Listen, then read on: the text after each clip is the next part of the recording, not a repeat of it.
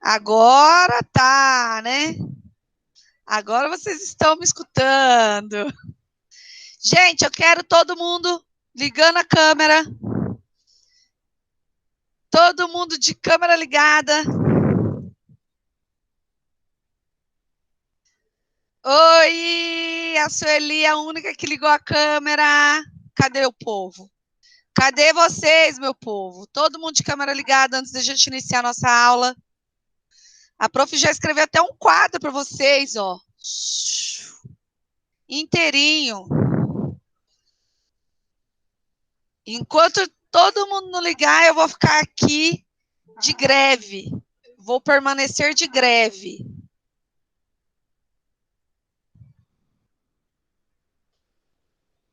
Ah, Augusto, você tá louco para ligar? Para. Vamos, gente, vamos. Eu tô precisando, pelo amor de Deus, eu tô precisando ver vocês. Eu tô precisando pegar energias. Vocês não têm noção que tem sido o vídeo do professor. Vamos, vamos, vamos, vamos, vamos. A Leda tá com a gravação ligada ali. Cadê a Leda? Leda, cadê você? E tá tudo escuro. Será que ela tá no quarto dormindo? Deixou ligado sozinho? Vamos, gente, um pouquinho. A professora acordou desde as 7, preparou a aula. Vamos. Sueli, você é a única animada, Sueli. Ó, o povo, ó, tudo michuruca. Cancelo também todas as músicas que eu coloquei aqui para vocês. Não vou colocar, porque eu também vou ficar desanimada igual vocês. Vou ficar desanimada, ok? Gente, vamos lá. Liga pelo menos o microfone, gente, pra gente conversar. Tô triste, Daniel, tô muito triste. Vocês não têm noção que tem sido esses dias. Nossa Senhora. É um pepino atrás do outro. Vamos lá, gente. A aula passada, eu passei para vocês algumas coisas da culpabilidade. Nós estudamos a questão de algumas inimputabilidade dentro da imputabilidade, lembram-se disso? E daí eu passei umas questões para vocês que eu não vou também corrigir essas questões agora, tá? Vou deixar para corrigir essas questões só depois. Por quê? Porque vocês também não cooperam comigo, eu não vou cooperar com vocês. Agora é assim, o negócio é de cooperação.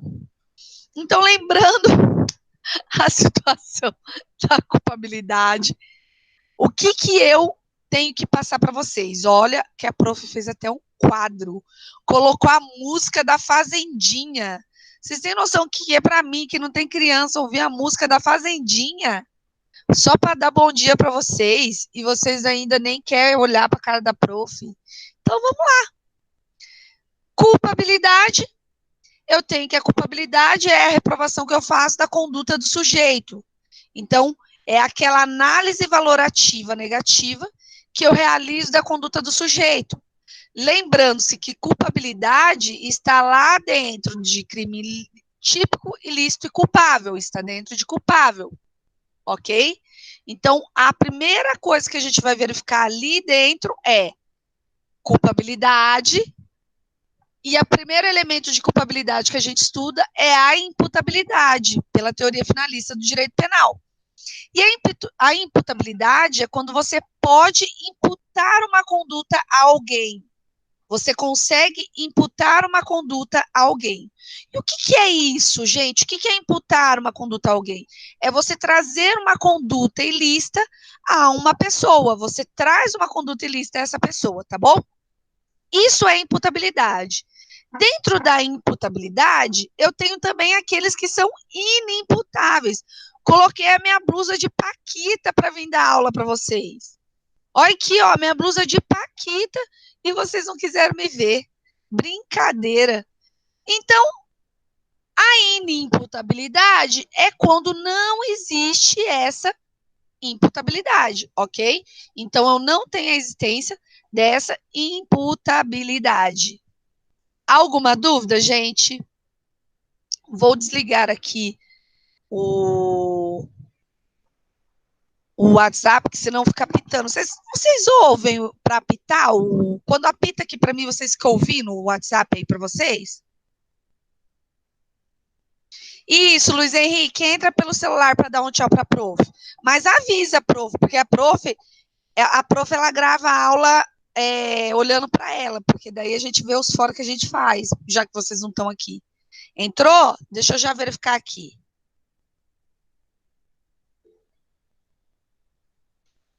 Olá. Ué, gente, como que faz agora para voltar aqui? Como que faz para voltar todo mundo aqui? Ó, vou voltar. Tira. Vamos aqui. Barra lateral. Ai, que linda! Que delícia! Que cara de quem acordou agora! Luiz, meu lindo! Saudade de você! Quem mais? Cadê o Augusto? Augusto, cadê a tua barba? Quero ver a tua barba. Luiz, ó, você gosta tanto da minha aula que você tá em 2. 2, ó. Você entrou em 2. Vou printar e vou postar. Printar e vou postar, que aluno gosta de aula de penal. E vou riscar o Daniel, porque ele não gosta de aula de penal. Nem gosta de entrar. Augusto! Tirou a barba. Ficou mais bonito, Augusto. A tia gosta com a carinha limpinha assim. Ficou mais aciado, mais garboso. Tá bom? Vamos lá, então, gente. Agora eu fiquei até animada. Agora vocês vão ter a música de vocês, hein? Sala, os seus chats, agradeço ao Luiz, a Sueli e ao Augusto, tá bom? Vocês agradeçam a ele. Vocês estão devendo um chocolate para eles, ok? Música para iniciar a nossa aula, então. Ó. Vamos ver se vocês estão ouvindo aí, né?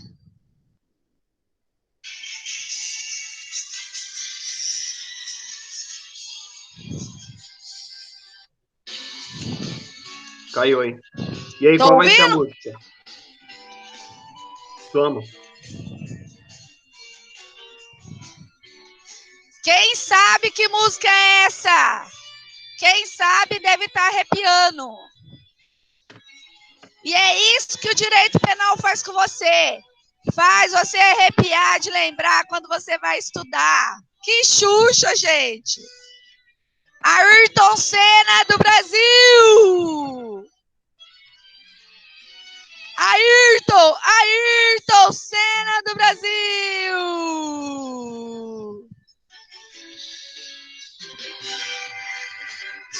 Que não é da época, gente. Todo mundo é da época do Ayrton Senna.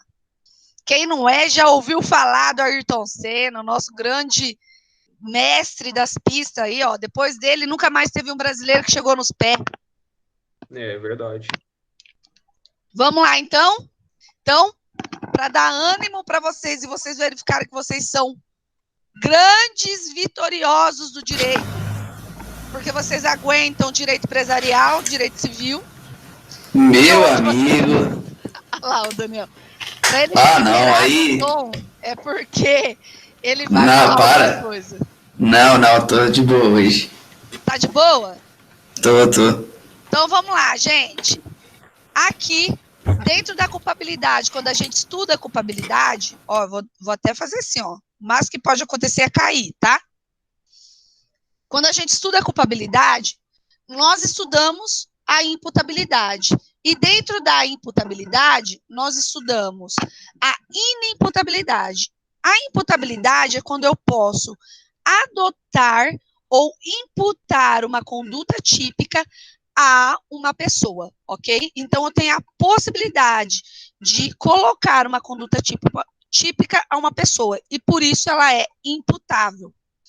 A inimputabilidade são casos em que essa conduta típica não podem estar relacionadas ou não podem ser imputadas a essa pessoa. E por isso ele vai ter uma inimputabilidade. A primeira inimputabilidade que nós conseguimos estudar foi a imputabilidade por imaturidade natural. A imputabilidade por imaturidade natural, ela está relacionada ao quê? Está relacionada aos sujeitos que não têm, né, por um sentido biológico, a capacidade de discernimento. O único critério adotado aqui foi um critério biológico, justamente porque considera-se que eles não têm essa capacidade de discernir e, por isso, os menores de 18 anos são considerados os inimputáveis por imaturidade mental. Depois disso, nós estudamos a inimputabilidade por doença mental. E nós percebemos que lá dentro da inimputabilidade por doença mental, eu tenho 3 consequências básicas. 3 formas em que os inimputáveis podem ser considerados por uma situação de doença mental aqui. Vamos ver se vocês se lembram quais são essas as formas. Como que eu posso colocar os inimputáveis por doença mental aqui? Vamos ver se vocês estão bom. Ah lá, Sueli, eu também, Sueli, acordava domingo de manhã para assistir o Ayrton Senna. Lembro até hoje daquele acidente. E o Brasil perdeu muito, né? Não, Pamela, não são os critérios, tá? Esse aí é o critério que você está olhando, né? É o critério biológico, psicológico e temporal. Não são esses critérios. As consequências que eu estou falando são exatamente aquelas consequências relacionadas ao fato dele ser semi-imputável, ao fato dele ser imputável ou ao fato dele ser inimputável. Luiz, com certeza você não era nascido, tá bom? Com certeza. Porque eu era uma criança, então provavelmente você não era nascido. Então, dentro da doença mental, eu tenho essas 3 consequências jurídicas que vocês não podem esquecer. Essas 3 consequências jurídicas que vocês não podem esquecer, tá? O melhor, sem dúvida. Então, dentro da doença mental, eu tenho um imputável, que é o sujeito que ele ainda tem uma capacidade de discernimento. Por exemplo, os psicopatas, ele tem uma doença mental? Ele tem uma doença mental, está dentro do grau de psiquiatria, de alguns distúrbios mentais que são estudados. Aí eu pergunto para vocês, essa doença mental retira a capacidade de discernimento dele? Vocês acham que retira a capacidade de discernimento dele, essa doença mental? Não, não retira. Não torna eles inimputáveis. Então, se não torna eles inimputáveis, o que eu tenho? Eu tenho uma possibilidade de ensejar ali dentro aquilo que eu falei para vocês, que é a imputabilidade, né? Então, se ele não deixa de ter esse discernimento, ele é plenamente imputável, ok? Eles são condenados a perpétua morte. Primeiro, Augusto, não existe nem perpétua e morte no Brasil, pena de morte no Brasil só existe quando eu estou em casos de guerra declarada, tá? Não se esqueça, pelo amor de Deus, tá bom? Lembre-se, quando falar de psicopata, lembre-se da Susana Richthofen, gente. A Susana Richthofen, ela foi diagnosticada com uma psicopatia e, inclusive, é esse diagnóstico que faz com que ela não seja liberada até hoje. Até hoje ela não foi liberada justamente por causa disso, tá? Falei de filmes e documentários. É bem complicado, tá bom? Depois eu tenho os semi-imputáveis, que são aqueles que têm uma capacidade reduzida de discernimento, estão aqui dentro ainda, ó. Estão aqui dentro ainda. E, posteriormente, eu tenho os inimputáveis, que são os que não vão receber uma pena e sim uma medida de segurança. Essa medida de segurança é nada mais, nada menos do que uma absolvição imprópria. Então, a gente tem essas figuras que são colocadas aqui, ok? A psicopatia não muda nada de sentença? Não, não. Na verdade, Augusto, o que vai mudar, na verdade, pode ser com relação à forma que ele praticou, né? Porque geralmente os psicopatas eles praticam crimes com um grau de crueldade maior. Então aí eu tenho uma qualificadora maior na conduta. Certo? É isso mesmo, tá bom? Alguma dúvida, gente, até aqui? Então, depois nós passamos, e a aula passada nós discutimos bastante sobre isso, sobre a inimputabilidade por embriaguez completa e involuntário. Lembrando que a inimputabilidade, eu preciso... Ai, tá pegando o... Melhorou, né? Pode ser assim? Lembrando que a inimputabilidade por embriaguez completa e involuntária, eu preciso que essa embriaguez seja completa e involuntária. Se eu tiver uma embriaguez que seja incompleta, já não vai ser involuntária, já não vai ser colocada aqui. Se eu tiver uma embriaguez que é voluntária, também não vai ser colocada aqui. Eu estou abrindo a minha janela para dar um pouco mais de claridade aqui, eu acho que fica melhor. Ok? Conseguiram entender? Alguma dúvida? Lembra-se que a aula passada a gente falou desses casos de embriaguez? Nós falamos bastante desses casos de embriaguez, tá bom? Então, passamos para o nosso próximo elemento da culpabilidade. Então, olha, o primeiro elemento da culpabilidade que nós estudamos foi esse. Agora, nós vamos estudar esse elemento da culpabilidade, que é o potencial conhecimento de ilicitude. Vamos lá? Pegando o potencial conhecimento de ilicitude, conseguiram achar lá na apostila? Prof, no caso do cara que o trem bateu no carro dele e ele estava bêbado, ele vai pagar o conserto do trem? Sim, mas aí foge da esfera penal, né? Isso daí é esfera civil, né? Agora, se ele estava bêbado e trouxe algum perigo, o crime de direção sobre substâncias alcoólicas ou análogas ao álcool, também ele vai responder, tá? Ele também vai responder. Nossa, Daniel, acabei de lembrar da sua mensagem. E nem peguei, hein? Desculpa, meu querido, mas é que a prof ontem foi o dia do cão. Nossa senhora, desculpa, tá? Depois eu vou dar uma olhada lá e a gente conversa sobre isso. Ok, Pamela? Então, potencial consciência da ilicitude. Potencial consciência da ilicitude é o segundo elemento que nós temos dentro daquilo que a gente chama de culpabilidade. O que seria esse potencial conhecimento da ilicitude? É o sujeito agir na consciência de que sua conduta era ilícita. Ele vai agir sabendo que a sua conduta era ilícita, ok? Isso é potencial conhecimento de ilicitude, tá bom? O que acontece com o potencial conhecimento de ilicitude?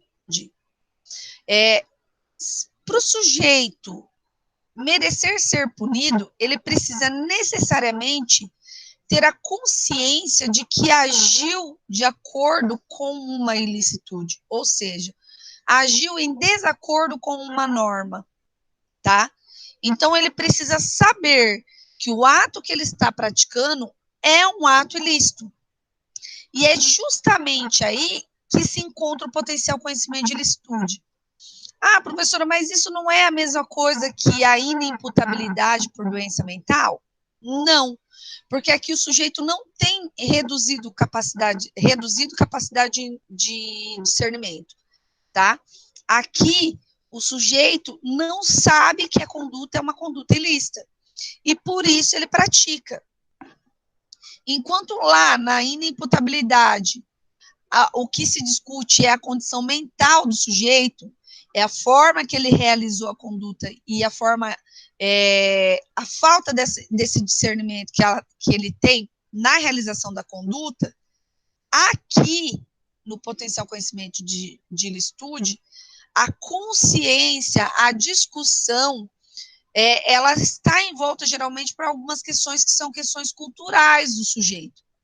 E porque culturalmente o sujeito não sabe que a prática dele é crime, ele acaba praticando o crime porque ele não tinha esse conhecimento. Exemplo, né? O exemplo que vocês vão achar em todo livro. Quando o holandês vem para o Brasil, na Holanda ele é acostumado a fumar a maconha dele, e ele acredita ser permitido fumar a maconha aqui. E ele vem para o Brasil, mas não é permitido. Ok? Então tem essa possibilidade dele fumar a maconha aqui, acreditando estar numa conduta legítima e ilícita, mas ele erra, né? Ele erra sobre a ilicitude do fato. E nesse momento que ele erra sobre a ilicitude do fato, ele está realizando o erro de proibição, tá? Erro de proibição. Augusto, no caso de um índio que vem para a cidade, também tem isso, né? Também tem isso. O índio que vem para a cidade está acostumado com algumas circunstâncias culturais dentro da aldeia dele. Ele chega aqui e solta o pássaro numa gaiola. Né? Por quê? Porque lá onde ele fica, ele tem essa possibilidade e para ele isso é comum lá, tá? Isso trata-se de um conhecimento comum. Então, ele também pode vir a agir sobre aquilo que a gente chama de erro de proibição, tá? Então, o erro de proibição, ele está dentro do potencial consciência da ilicitude. Ó, aqui, ó, a prof já colocou aqui, ó, erro de proibição. Vamos pegar o artigo 21 do Código para vocês lerem? Deixa eu compartilhar a tela com vocês.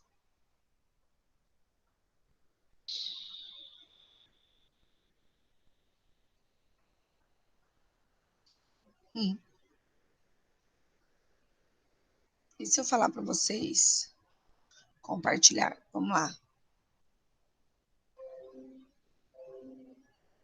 Vocês estão vendo? Vamos pegar o artigo 21 do Código Penal? Estão vendo? Olha lá olha o que fala o artigo 21. Erro sobre a ilicitude do fato. Sempre que vocês ouvirem falar de erro sobre a ilicitude do fato, nada mais, nada menos do que o erro de proibição, tá bom?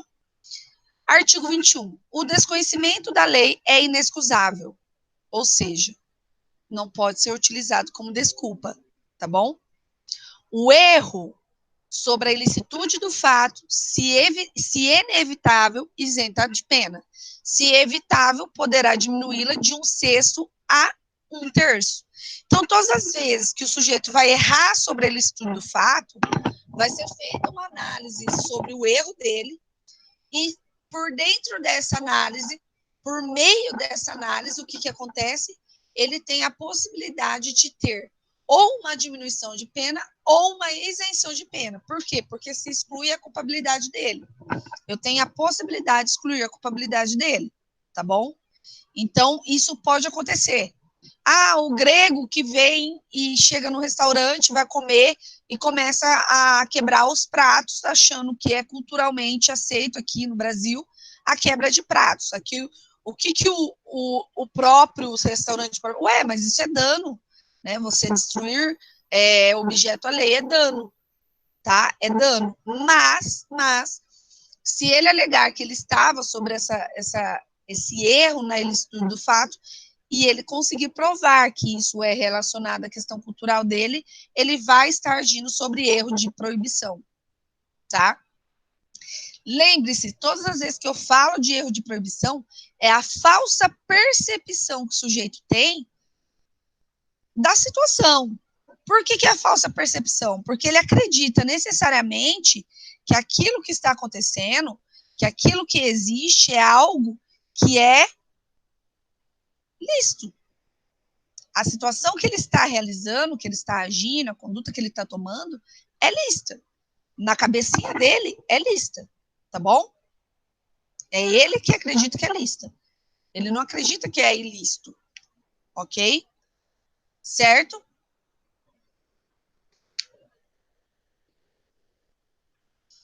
Agressão física pode servir, né? Por exemplo, se for um erro de proibição indireto, onde o sujeito vai agir sobre a falsa ideia de que está agindo sobre uma excludente de ilicitude, ele pega a mulher traindo, por exemplo, e ele vai e agride a mulher, ele sabe que não pode agredir a mulher.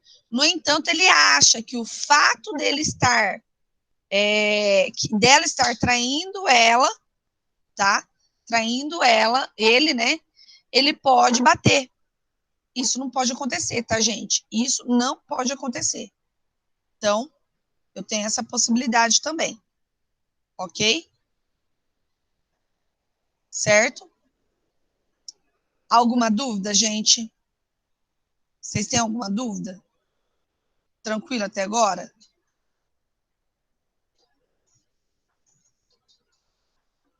Certo? Vamos lá. Todas as vezes que a gente fala de erro de proibição, esse erro de proibição, nós temos que colocar na cabeça em que eu tenho essa falsa percepção. E acontece, 50 tons de cinza, a Pamela vai longe, né? Acontece, Luiz, realmente acontece, tá? Ele age sobre essa falsa percepção da ilicitude do fato. Ele acredita que está tomando uma conduta que é lícita, quando na verdade ele é uma conduta ilícita, tá? É uma conduta ilícita, ok? Alguma dúvida, gente? Certo? Dentro do erro de proibição, quando a gente fala de erro de proibição, nós temos 3 tipos de erro de proibição, tá?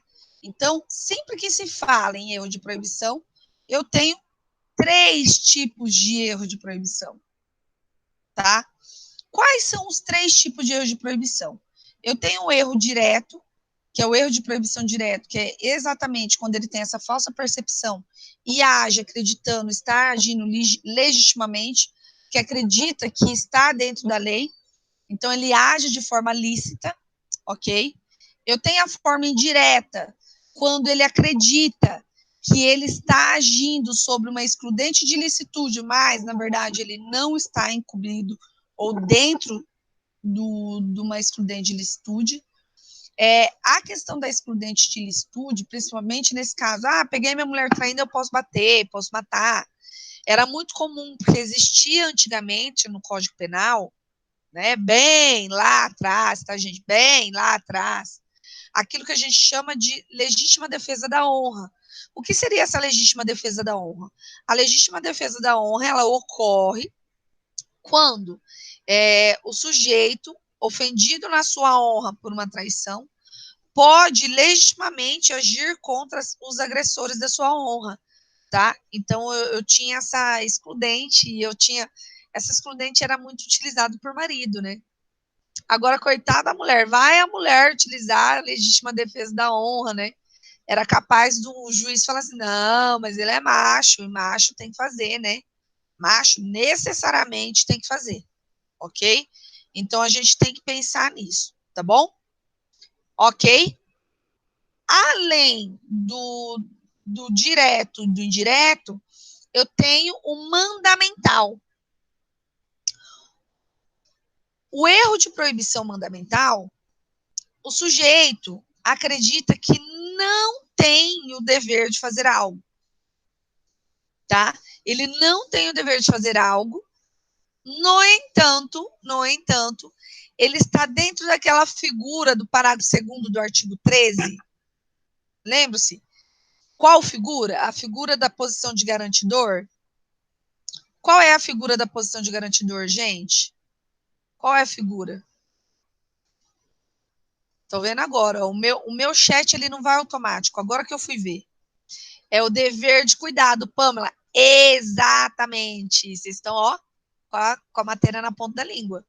Então, o mandamental, ele tinha o dever de agir, mas ele acredita que não está com o dever de agir, né?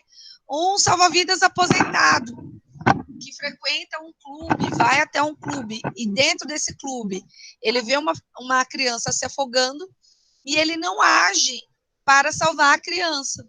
Ele está justamente nessa figura, porque ele acredita que ele não tem o dever de agir, tá bom? Deixa eu ler aqui, ó, Mari.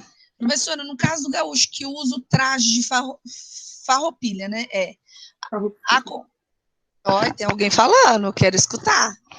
Farroupilha, acompanhado de faca, arma branca. Ele pode andar com faca pela cidade normal, por questão cultural? Pode. Você andar com uma faca na cintura, não tem problema, gente. O problema dessa faca é você utilizar essa faca, tá? Ou você ser pego numa blitz, aí sim. Agora, se ele tá com um traje, não tem problema. Prof, o meu marido é churrasqueiro, ele anda no carro dele com uma faca de churrasco desse tamanho, tá? Eu ainda falei, você tira essa faca no carro, tá? Gente, eu sempre fui contra andar com qualquer tipo de coisa no carro, principalmente por causa do trânsito, tá? Você andar com um taco de beisebol no carro, faca, você pode acabar com a tua vida por um momento de bobeira. O momento de bobeira que eu falo é uma briga que você teve, você não tá com discernimento para poder parar e pensar, e você vai lá e pega o taco e taca na cabeça da pessoa, tá? Augusto, prof, fala um pouco da evolução de casos de traição. Antigamente no Brasil, o marido podia matar a esposa e o amante se ele descobrisse, né? Exatamente, tá? Mas isso era uma questão cultural, tá, Augusto? Porque a família tradicionalista parental que a gente tinha era uma família paternalista. Eu tinha a figura do pater, que era o pai. Ela era muito arraigada ao paternalismo, e por isso que eu tinha essa possibilidade, tá? Então, essa é a diferença que a gente tem que ter noção, ok? Daniel, cessionário. O que é cessionário? Não entendi, Daniel. Não entendi. Devia ser alguma coisa que eu falei aqui, né? E eu não peguei na hora. Tá falando de direito civil. O que você tá falando de direito civil aqui, ô Daniel? Para. Amanda, prof, como fica o erro direto com o artigo 3º da lei de introdução?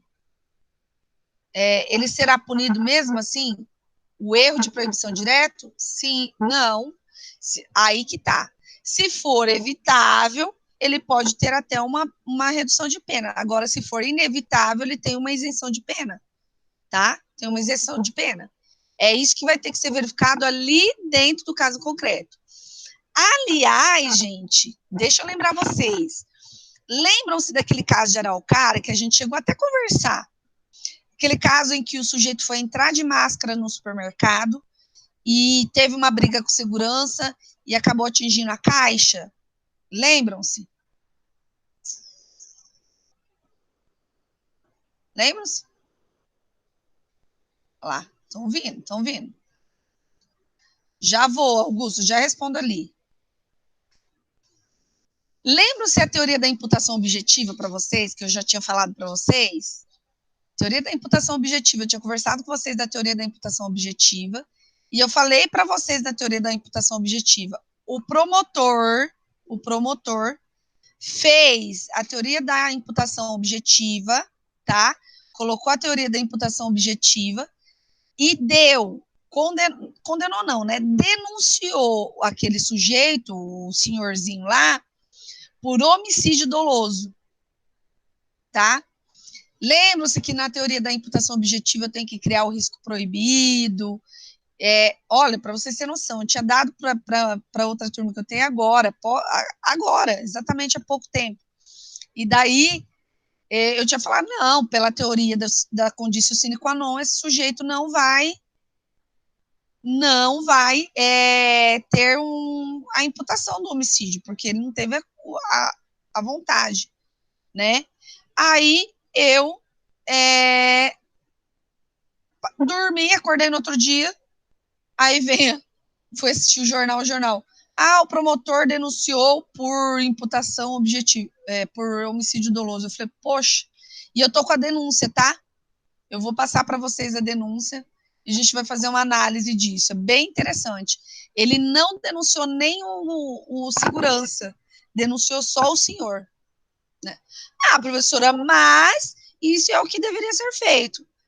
Gente, mas é a gente fazer aquilo que não deve ser feito, que é ignorar o direito penal do fato, analisando as circunstâncias do fato e indo para o sujeito, transformando o direito penal em direito penal do autor e não direito penal do fato, devido à nossa cultura retributiva de que a gente só vai ter um resultado de retribuição se houver uma sanção para o sujeito que praticou a conduta. Tá bom?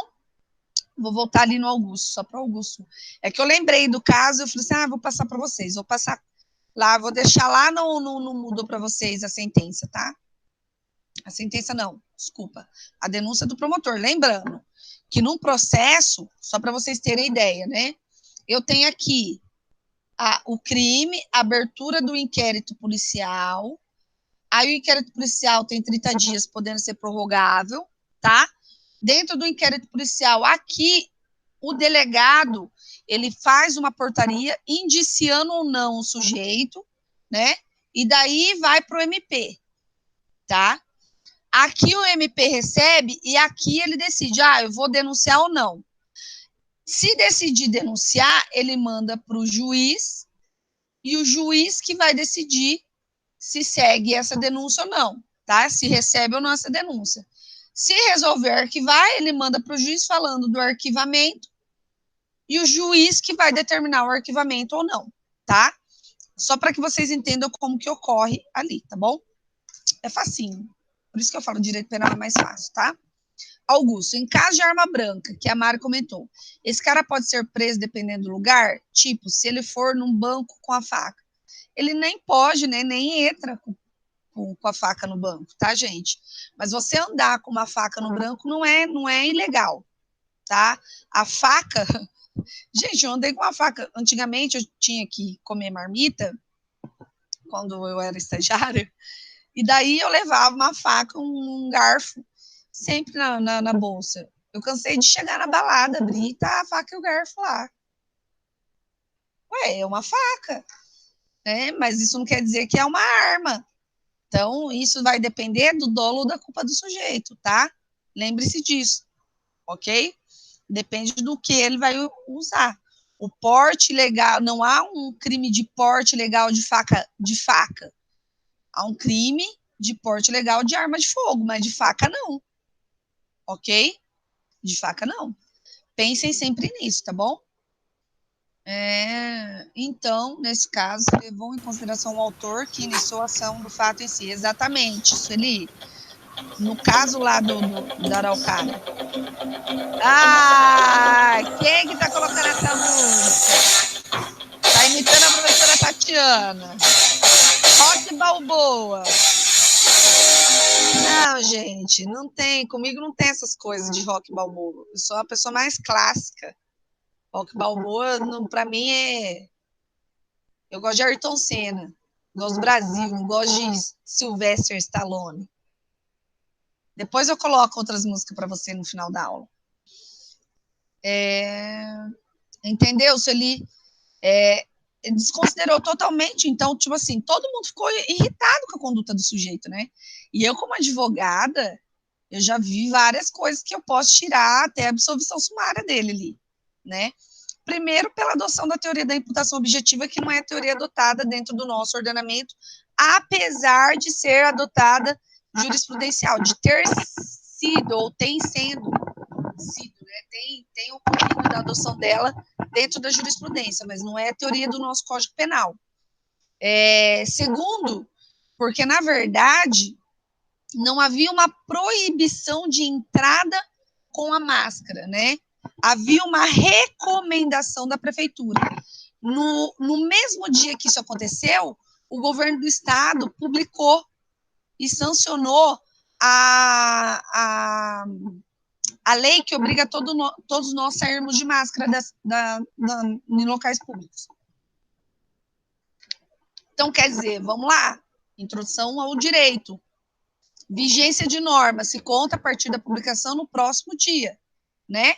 Então, ela começou a ter vigência a partir de sua publicação. Ela foi sancionada no dia. Sanção foi mandada para publicação.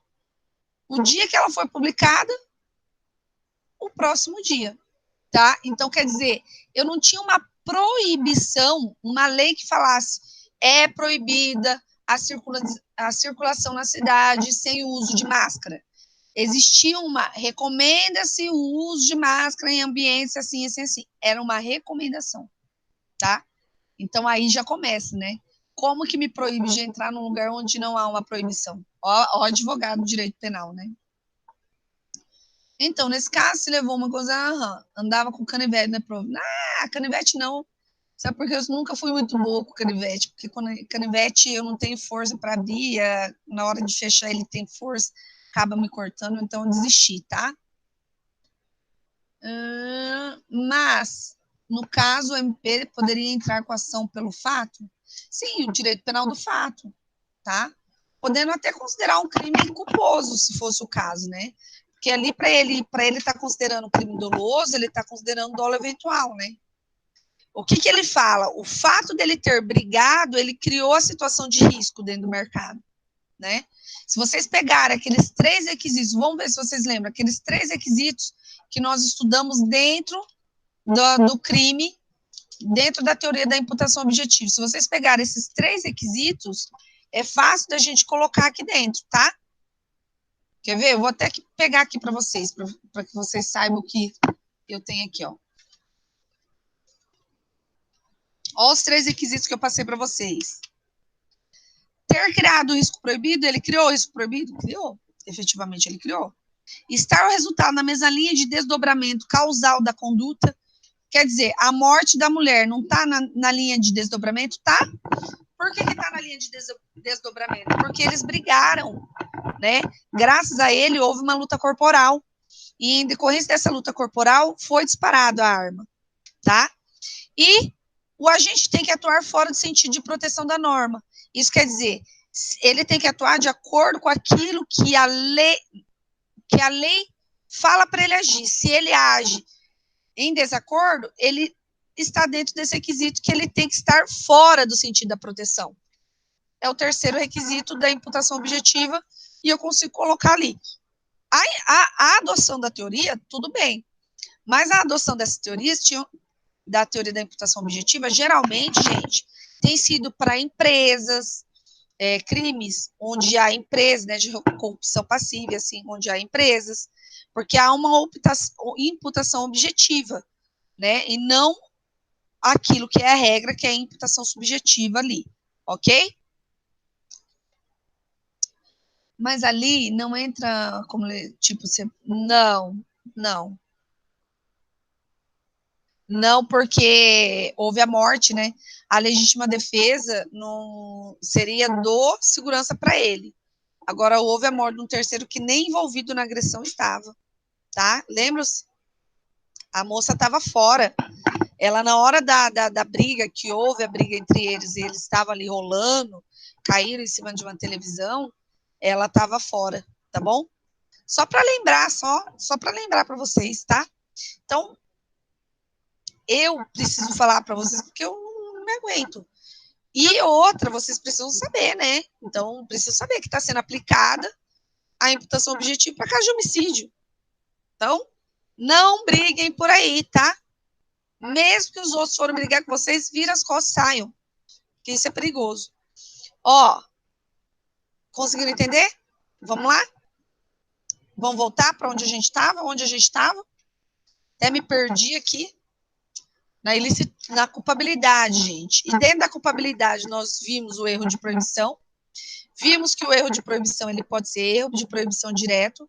Vimos que o erro de proibição pode ser erro de proibição indireto. E vimos que o erro de proibição pode ser erro de proibição mandamental. É exatamente aqui que a gente está, né?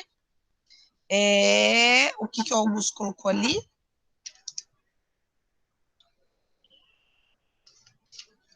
No caso do Salinas, não sei se vocês viram, mas tinha saído no jornal. Até ouvi falar de uma briga de um cara que foi furado com uma faca canivete. Que Salinas? Eu não sei que caso que é esse caso do Salinas, não. Você pode falar, Augusto? Fala aí, abre o seu microfone e fala. Eu não tô... Estou por fora desse caso Salinas. Pode falar?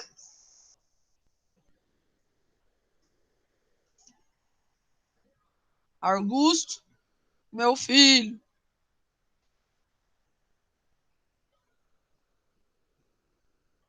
Oi? Como assim? Eu não tô sabendo disso, não. Ah, do bar. Você tá falando do bar Salinas? Do bar lá, aquele boteco, eu morei lá perto, filho. Era um inferno aquele lugar, quando eu morei lá perto. Ninguém dormia, ninguém fazia nada. Porque eles ficavam fazendo festa até de madrugada. Exatamente isso, não é? Vou falar para vocês que eu perdi os meus papéis. Vocês vão acreditar? Ah, sim. Sei, eu passei, logo depois de uma viagem que eu fiz, eu passei lá, foi ou uma viagem ou eu estava na casa de alguém. E eu passei lá. E a polícia estava lá, estava até o choque lá, né? O choque e tudo estava lá. O que tem eles?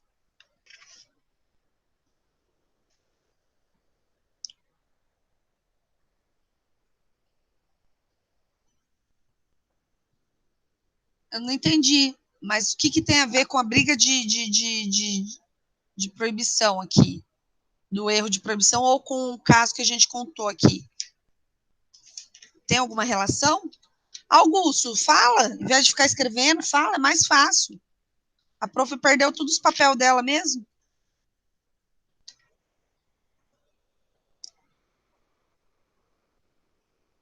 O Augusto estava lá, Murilo? É isso? Não, a polícia ela chegou lá e meteu gás, né? Porque ali há um problema muito grande, tá, Augusto? Ali as pessoas que moram ali já reclamam das pessoas que estão ali já há muito tempo. Há muito tempo. E quando elas reclamam das pessoas que estão ali, da bagunça, e isso eu falo porque eu morava na Rua Umuarama e eu escutava a bagunça da Rua Umuarama. Vocês param para pensar, a Rua Umuarama é a rua acima da Gastão Vidigal, a quase 2 quadras dali. E quase 3 quadras dali. A gente escutava o barulho como se fosse na rua. Eles pediram para que a polícia fizesse alguma coisa. Tá? Então a polícia acabou agindo porque ela foi chamada a agir. Então a polícia já chega com. A polícia não quer conversar, né? Ela acaba não querendo conversar. Então ela já chega nos coisas que você acabou de falar aí, tá bom? E por isso que ela não quer conversar, ok? Certo? Alguma dúvida, gente? Então vamos lá, finalizando. O erro de proibição ele pode ser direto, indireto e mandamental, ok? São os 3 erros de proibição que a gente pode ter. O direto é o erro de proibição, que é exatamente.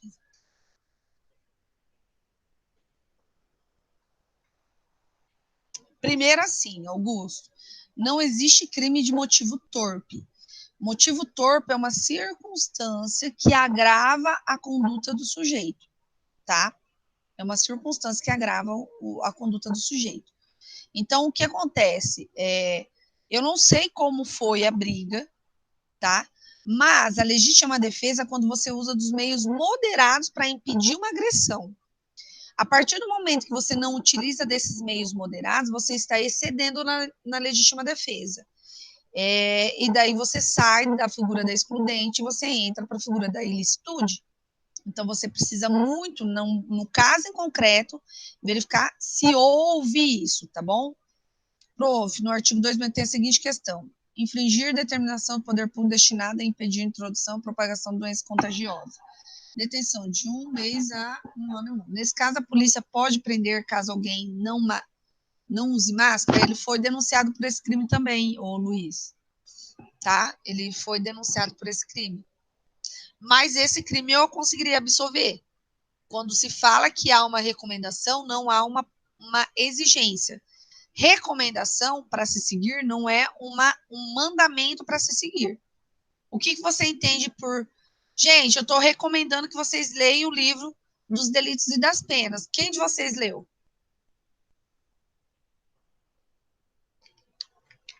Vamos, fala a verdade. 1, 2, 3, 4, 5. 5,5. 5,5 de 26 alunos dentro da sala de aula. Eu posso trazer alguma punição para vocês? Não, porque foi uma recomendação. Ao contrário do que exige, né? Exige-se que se use máscara, ok? É ao contrário, tá bom? Então, assim, o supermercado, ele deve ter uma diretriz interna que, de acordo com a recomendação, ele exige. Então, eu iria exatamente aí para tirar pelo menos o 268 da jogada. E daí jogar num homicídio. Homicídio, eu não vejo dolo, né? Não vejo dolo. Até porque a briga dele foi com segurança, mas antes tinha sido com o chefe de caixa ali, tá? O governo do Paraná determinou, Vinícius, mas foi no dia. Olha que interessante. O decreto de determinação foi sancionado no dia da ocorrência disso. E aí ele não está vigente, tá? É vigência de norma. Vigência de norma a gente estuda lá em ED. Entendeu? Então a gente tem... perceber o que eu estou percebendo, o que eu quero que vocês entendam. Que para toda situação a gente tem por onde fugir no direito. A gente tem por onde a gente... Fugir não, a gente tem por onde a gente se amparar, né? Dentro da própria denúncia, ele tem a recomendação, ele fala, recomenda-se, eles colocam a lei, o decreto municipal de Araucária, tá? E o decreto municipal recomenda, ok? Igual o que está acontecendo com o Bodega. Vocês viram esse final de semana o Bodega aqui em Maringá? Vocês viram? Eu acabei de ver ali na TV, olha o absurdo ali na TV. Uma senhora lá de Mato Grosso que está com Covid, ela tem determinação de isolamento e ela não para em casa. Sai. Sabe o que o juiz determinou? Tornozeleira eletrônica para ela. Porque não adianta, ela está cometendo o crime 268. Então ela não está parando, porque como você não pode, como você vai colocar uma sujeita que está com Covid dentro do sistema penitenciário? Vai matar todo mundo que está lá. Então colocou a tornozeleira eletrônica, tá? No caso do Bodega, por exemplo, por que ele foi multado? Porque os bares não poderiam funcionar depois das 11 horas. Ele estava funcionando com banda ao vivo, tocando terror, fazendo a festa, lotado, pessoas postando fotos e mais fotos com a máscara aqui. E daí fala, qual que é? Eu não sei quem é pior, é o dono do bar ou são as pessoas que frequentam o bar, né? Que frequentam. Por quê? Se você está no bar, eu fui almoçar no restaurante essa semana passada. O restaurante tinha cada uma mesa, outra. O dia do estrogonofe, quinta-feira, que eu cheguei em Maringá, fui num restaurante, uma mesa e outra, eu sentei, não tinha ninguém perto, enquanto meu prato não veio, eu estava com a minha máscara, entendeu? Só que aí já tem determinação. E, eu não sei se vocês viram, ontem foi imposto o toque de recolher. Então, a partir das 23 horas, você não pode mais ficar na rua, até as 5 horas da manhã. Toque de recolher foi imposto novamente dentro de Maringá. Bares não pode ter banda ao vivo. Bem, eles fecharam mais ainda.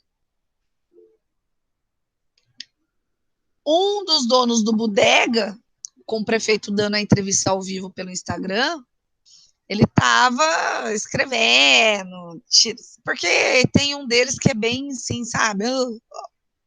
Faltou um pouco de noção para ele, ele escrevendo que ele ia abrir, que ele ia não sei o quê, não sei o quê. O povo começou a printar. E isso é crime, gente. É crime, é 268. Você não tá, você tá infringindo, você tá praticando um crime. Aí ele já, não, meu Instagram foi clonado, não é nada disso, não, eu sofri um clone, foi clonado meu Instagram, tá bom? Ok? Exatamente, Beatriz. Ah, foi hackeado. Ah, tá bom, né? Se ele fala que foi hackeado, tudo bem. Quem somos nós para falar que não, né? Então, vamos lá. Além do erro de proibição, além de ser direto, indireto e mandamental, Luiz, porque tem uma determinação de não ter. Bodega faz parte do grupo Euforia também? O que esse povo mais tem é grana. Não, não é do grupo Euforia, não. Não é do João Vitor, não, Bodega. A não ser que ele entrou agora. Eu conheço alguns donos do Bodega e não é do Euforia. O Botequim é do Euforia. Botequim, Dona Ninfa, aquele... Vai lá no fim de Maringá, lá na Kakugawa, tá? Ele pode ter só parceria, tá? A não ser que ele entrou nesse último ano, tá? Então, não sei. Pode ser que ele entrou? Pode. Injetou grana, tá? Ou um dos sócios saíram, ele entrou. Eu não sei, porque ele e o Botequim fazem concorrência direta, né? Eles têm concorrência direta, então não sei, tá? Beatriz, você tá em dúvida do quê?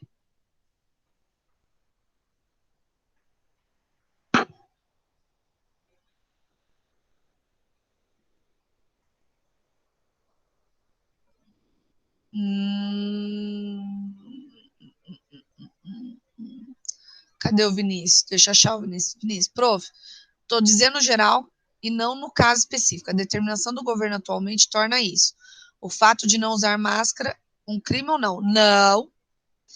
O único órgão que pode legislar para a imposição de crime é a Câmara dos Deputados e o Senado Federal. Crime, a competência para fazer novos crimes, a competência para fazer novos crimes é do Congresso Nacional, tá, Vinícius? O que é uma conduta administrativa ilícita. E daí isso gera multa. É igual a multa de trânsito. Não é crime, mas é multa de trânsito, tá bom? Não é crime. Tá? Dono do bar, mas frequentadores deveriam boicotar, visto que não boicotaram, são coautores do delito, deveriam sofrer sanção também. Eu também acho. Eu concordo plenamente. Concordo plenamente. Deveria todo mundo sair com... É que não foi a polícia, né? Eu não sei se vocês perceberam, mas foi uma fiscalização do município, tá? É o poder de polícia do município. Provavelmente, se eles tivessem chamado a polícia para fazer uma operação, muitos sairiam com o termo circunstanciado ali assinado, né? Os que fossem flagrados sem máscara, você está infringindo, né, determinações legais de estar num local fora das 11 horas com a situação aberta, né? Lembram-se, direito penal é a última ratio. Primeiro se exige dos outros âmbitos do direito para depois ser exigido do direito penal, tá bom? Sempre isso vocês têm que ter aqui, ó, na cabecinha de vocês, tá bom? Vamos lá? Além dele ser direto, indireto, mandamental, o erro de proibição, ele tem que ser invencível para tirar ou isentar a pena do sujeito. O que é um erro de proibição invencível, gente? O erro de proibição invencível é quando o sujeito, o homem médio, qualquer um que estivesse naquela situação, não teria a possibilidade de conhecimento dessa ilicitude, tá? Então, ele estaria agindo, acreditando ser lícito, quando, na verdade, não era lícito. Não era lícito. Então, ele acaba agindo sem ter essa possibilidade, tá bom? Isso é o invencível. E por isso a consequência jurídica no erro de proibição invencível é justamente a isenção de pena. O sujeito sofre uma isenção de pena. Ao contrário daquele erro de proibição que é vencível. Ou seja, o sujeito, qualquer um naquela situação, poderia verificar e deveria verificar que era vencível. Ainda bem, Beatriz, eu achei que você estava abandonando. Eu falei, a Beatriz que sempre está aqui participando, como assim ela saiu? Que bom que você voltou, tá bom? Então, sempre que a gente fala desses erros de proibições, vocês têm que ter na cabecinha de vocês que eu tenho essa possibilidade também e desculpa, eu falei invencível, mas na verdade é evitável e inevitável, tá? Então, lembre-se, ao contrário lá do erro de tipo, que eu falo de vencível e invencível, aqui no erro de proibição, eu utilizo sempre a palavra evitável e inevitável. Um homem médio que está naquela situação poderia evitar? Não, tá? Ele não conseguiria evitar. Então, ele é um erro inevitável. E, por isso, ele tem uma isenção de pena. E, se esse erro for evitável? Se é exigido dele que ele tinha condições de saber que a conduta que ele tomou era uma conduta ilícita, ok? Ele precisava tomar conhecimento, precisava conhecer determinada conduta. O que eu falo? Se ele tinha conhecimento que essa conduta era evitável, eu posso ter uma diminuição de pena de 1/6 a 1/3. Isso vai ser analisado dentro da condição dele. Isso quer dizer, 1/6 é uma pena, é uma diminuição maior do que 1/3. Quanto menos evitável for para o sujeito, quanto menos exigido a condição dele saber da conduta, maior vai ser a diminuição, tá bom? Não isenta de pena, ok? Certo? Alguma dúvida, gente? Essas são as consequências do erro de proibição, tá?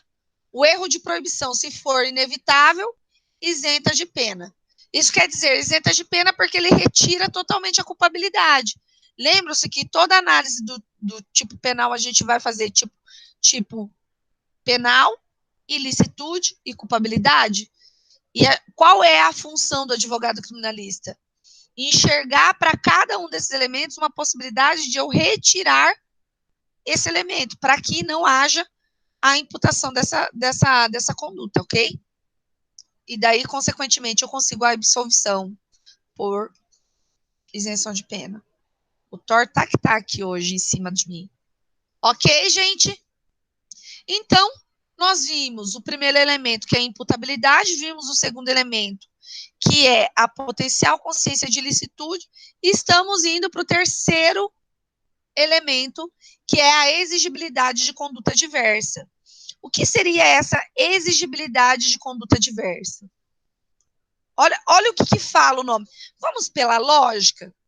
Exigibilidade de conduta diversa.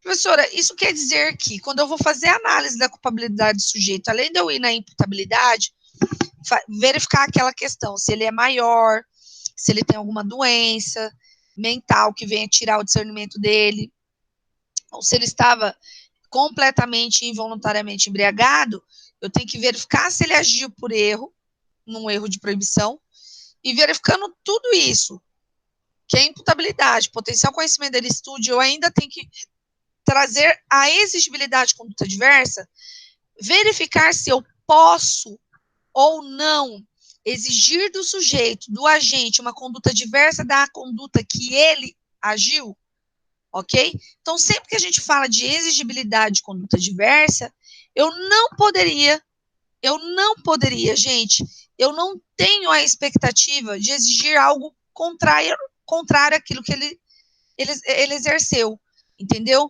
Então, o sujeito, quando ele tem capacidade, quando ele tem discernimento, o que a gente vai verificar? Naquele momento, a conduta que foi realizada é o que eu posso exigir dele? É aquilo que eu tenho que necessariamente exigir dele? Ok? E quando a gente fala da exigibilidade de conduta diversa, nós também temos aqui aquilo que a gente fala de excludentes dessa conduta diversa. O que seriam essas excludentes? São situações específicas em que eu não consigo exigir do sujeito que ele tivesse tomado uma conduta diversa da qual ele tomou. Então, eu tenho um padrão de comportamento que deve ser tomado dentro de uma determinada sociedade, e esse padrão de comportamento não foi tomado dentro dessa sociedade, ok? Mas, verificando no caso concreto, eu percebi que ele agiu, por exemplo, porque ele teve uma coação moral irresistível. E quando ele tem uma coação moral irresistível, eu não posso exigir que ele tivesse agido de forma diferente. Como eu posso ir e exigir que ele tivesse agido de forma diferente? Eu não podia exigir que ele tivesse agido de forma diferente, ok? Então, eu tenho essas possibilidades. Como, professor, isso ocorre? Por exemplo, o gerente de banco que é sequestrado e colocado a sua família em cativeiro para que ele vá até o banco e assalte o banco. Se você fosse perceber, a sociedade exige dele que ele não haja dessa forma. No entanto, eu tenho uma inexigibilidade de conduta adversa quando a sua família, que fica sob a mira de armas, e ele e os bandidos obrigam ele a ir até o banco para que ele faça e cometa o assalto. Eu não tinha como exigir dele uma conduta diversa. E por isso eu trago ele aqui como a primeira forma de excludente de exigibilidade de conduta diversa. Essas excludentes de exigibilidade de conduta diversa nada mais é do que inexigibilidade de conduta diversa. Nós chamamos na doutrina só de inexigibilidade de conduta diversa. Ok? Alguma dúvida até aqui? Então, sobre algumas circunstâncias que são específicas, não se exige do sujeito que ele tenha uma conduta diferenciada da conduta que ele teve. Professora, mas quais são essas circunstâncias? Quando ele sofrer coação moral irresistível, tá? Ele pode estar agindo sobre inexigibilidade de conduta diversa. Quando ele tiver uma obediência hierárquica à ordem superior que não seja manifestamente ilegal. E também tenho algumas causas que são situações supralegais para a adoção de inexigibilidade de conduta diversa, como, por exemplo, quando o sujeito consegue o alvará de realização do aborto, porque o meu filho tem uma síndrome que impossibilita a sua vida posteriormente de nascido. Então, eu tenho uma síndrome que não esteja dentro da anencefalia, porque a anencefalia já tem essa possibilidade, e essa síndrome impossibilita que ele nasça com vida, que ele sobreviva. E eu consigo um alvará judicial, por quê? Porque o juiz garante a essa mãe essa impossibilidade de exigir dela uma conduta diversa da qual ela teve. Então, são formas que eu estou dentro do direito fazendo isso daí, tá bom? Eu tenho essa possibilidade. Voltando lá à possibilidade de coação moral irresistível. Primeiro, o que vocês têm que saber? Coação moral é aquilo que a gente chama de um terror psicológico. O sujeito que age em uma coação moral irresistível, ele está sofrendo um terror psicológico, ok? Então, todas as vezes que nós falamos de uma coação moral, eu tenho uma remoção da culpabilidade, consequentemente, eu não tenho crime. Já, se nós formos falar em uma coação física, que é a chamada visa absoluta, eu tenho uma remoção lá da tipicidade. Lembre-se da questão do ato involuntário, quando nós estudamos os atos involuntários lá no tipo penal, que eu falei da coação física. A coação física vai remover a conduta, removendo, então, aquilo que a gente chama de fato típico, ok? Então, coação moral exclui a culpabilidade, coação física exclui a tipicidade, ok? Mas, para ser essa coação moral irresistível, ela precisa de alguns requisitos. Para eu tornar essa coação moral irresistível, eu necessariamente preciso de alguns requisitos. Quais são eles? Eu preciso que a promessa que o sujeito fez, que se eu não cumprisse com determinada conduta, seja uma promessa séria, ou seja, eu não preciso, não pode existir uma dúvida de uma brincadeira ali dentro, não pode existir uma dúvida de ironia ali dentro, eu preciso de uma seriedade nessa promessa. Além disso, eu preciso que exista uma verossimilhança no mal prometido. Essa verossimilhança é a possibilidade fática de ocorrência desse mal prometido. Eu preciso que ocorra essa possibilidade fática de ocorrência do mal prometido, senão eu não falo em verossimilhança, ok? E eu preciso de uma irresistibilidade, ou seja, a ameaça deve ser grave, deve ser algo que eu tenho que prontamente realizar, sendo que pode me trazer um mal maior, né? Seja a vida da minha família, seja a minha própria vida, pode estar na minha cabeça, eu não quero morrer, tá? Ah, professora, mas se tiver direcionado aí em você, eu tenho o temor moral ou eu tenho o temor físico? Se a arma é direcionada a mim, eu tenho temor físico, não é verdade? A coação é física. E se a coação é física, não fala de culpabilidade, fala sim de retirada do ato ilícito, ok? Ok? Então, o mal prometido tem que ser passível de fazer com que eu cumpra algo porque é irresistível. É um mal que vai me trazer algo muito pior. Eles vão estar utilizando ou minha família, ou um colega muito próximo de trabalho, e assim por diante. E por isso torna irresistível a coação a qual eu estou realizando, ok? Professora, se o sujeito falar que vai matar o meu bebê, os meus animais. Gente, desculpa, mas os meus animais, para alguns, né, o animal que não é tratado como filho, que não há essa humanização errada que a gente faz de animal, a gente vai fazer a análise de que isso poderia acontecer. Mas para determinadas pessoas, tem animais, gente, que tem festa de aniversário, como se filhos fossem, né? Tem festinhas de aniversário, bolos especialmente feitos para animais e assim por diante. O Thor aqui em casa tem até a mesa, a cadeira deles. Eu vou mostrar para vocês ele na cadeira dele. Olha a vida ruim dele ali, ó. Olha que vida ruim dele. Dá para acreditar?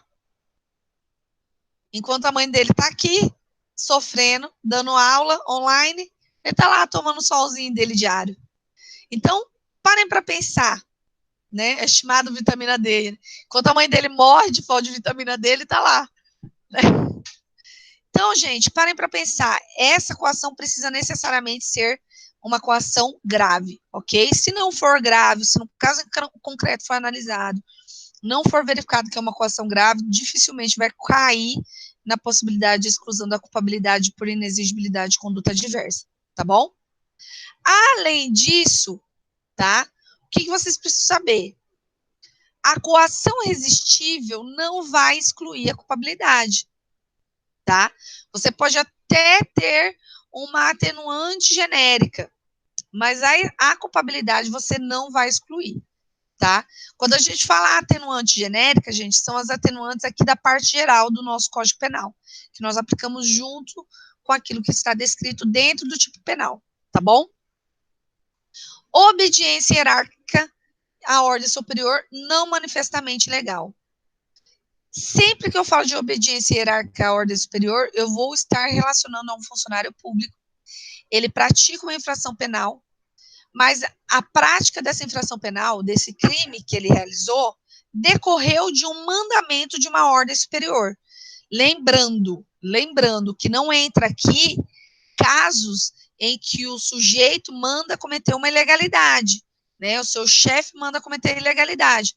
Ah, professora, mas se eu puder falar da polícia militar, onde tem hierarquia e disciplina, o sujeito manda, todo mundo tem que cumprir. Não. O policial militar que recebe uma ordem legal, ele pode olhar para o superior dele e falar, tudo bem, eu cumpro, mas eu quero que o senhor coloque no papel essa ordem legal, tá? Inclusive tem, dentro do RDE, tem dispositivos que tratam sobre isso. Tem dispositivos que vão tratar sobre isso. Então, Eu tenho essa possibilidade. Tá, professor, então eu tenho que ser funcionário público, porque eu tenho que ter essa relação de hierarquia e uma ordem superior, tá? Eu preciso necessariamente essa relação de hierarquia, porque se for uma relação subordinada de igual para igual, não vai entrar aqui, tá?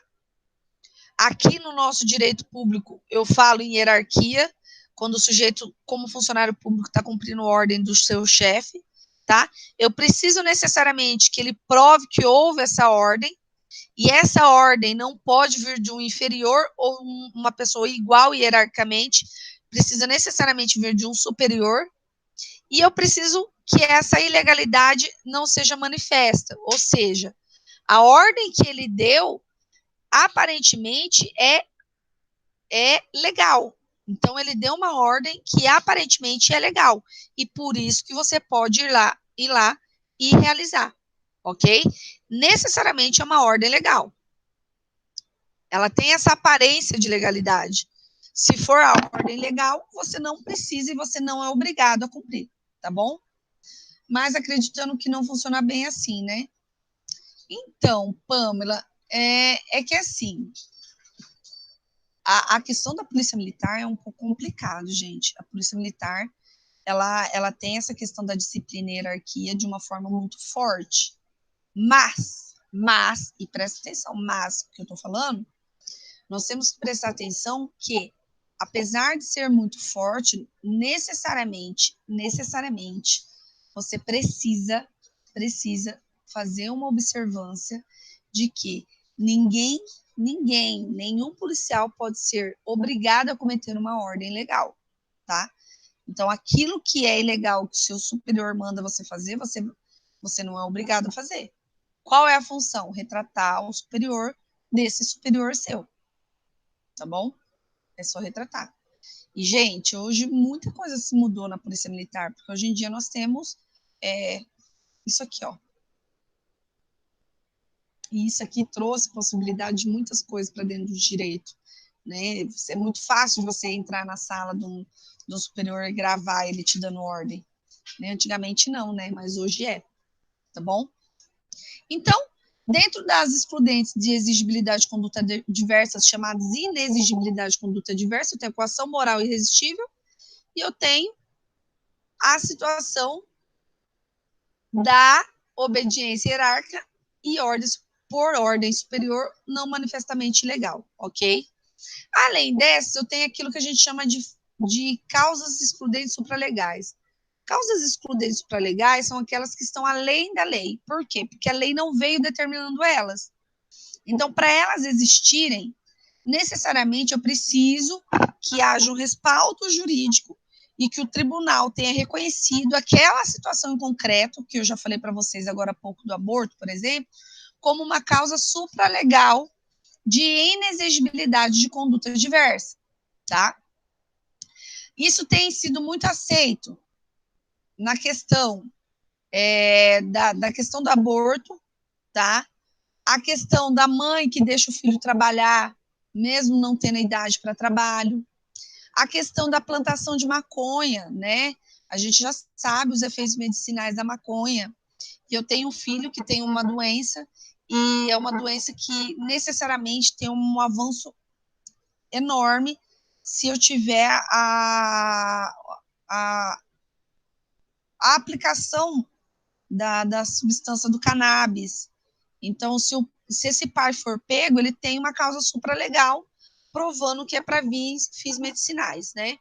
Se bem que o Supremo já decidiu, tá? E decidiu o ano passado, salvo engano, que esses casos de importação de medicamentos com uso de canabidiol está dentro da inexigibilidade já, tá?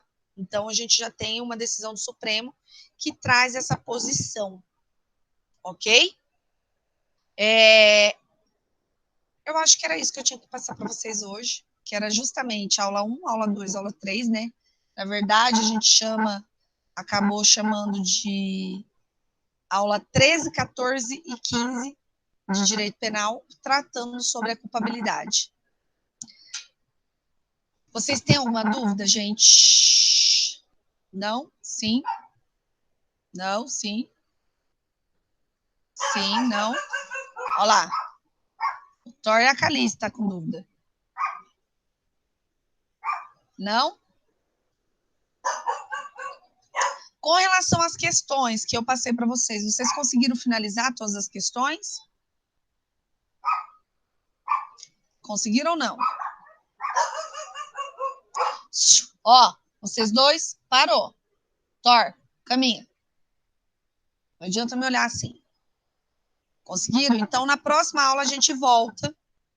E hoje, como somos pessoas felizes, vou finalizar a aula com tudo que é de melhor. E para que vocês levem isso para o resto da semana de vocês.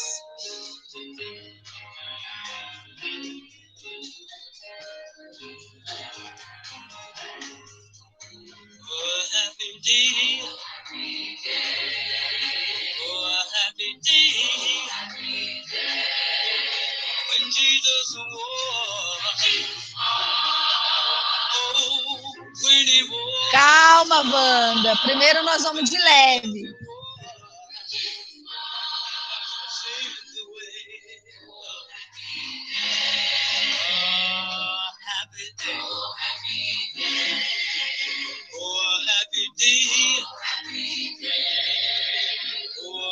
Gente, beijo no coração de vocês. Até quinta-feira. Espero vocês aqui nesse mesmo bate-canal, nesse mesmo bate-horário, quinta-feira.